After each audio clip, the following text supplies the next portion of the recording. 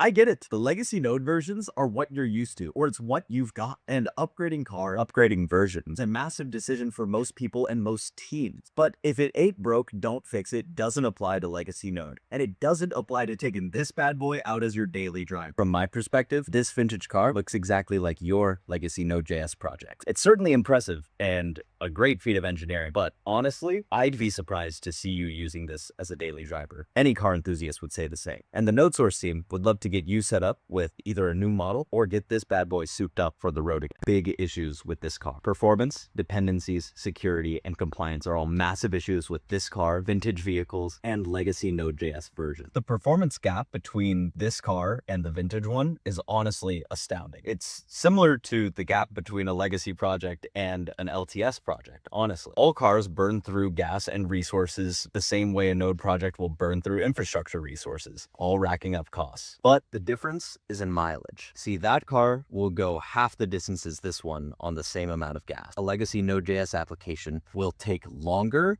and consume more infrastructure resources to complete the same operation as a modern Node.js version. Take, for example, buffer compare. Many operations like it operate at around twice the speed on recent releases compared to legacy Node.js versions. That performance gap is not the result of a minor tweak.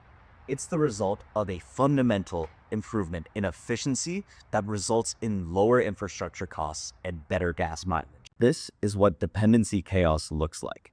Those rare car parts that are as difficult to find and replace as that single package in your sprawling dependency tree. A handful of direct dependencies can pull in hundreds or even thousands of transitive dependencies, and when those packages are abandoned, the rest of the path towards upgrades or repairs can be blocked. It makes your system fragile and a real pain to work with.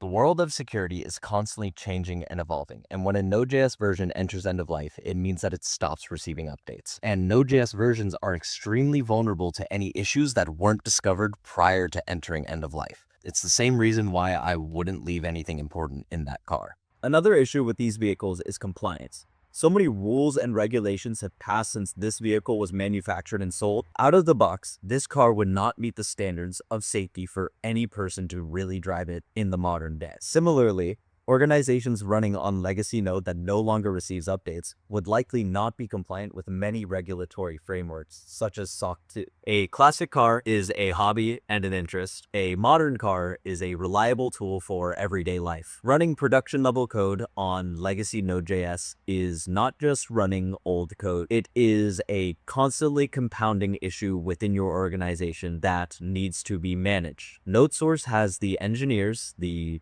mechanics, to manage your tech debt and help you navigate the upgrades towards modern Node.js needed for your legacy Node systems. Go to the link in the description if you want to get a jump start on your legacy Node migration or your legacy Node support.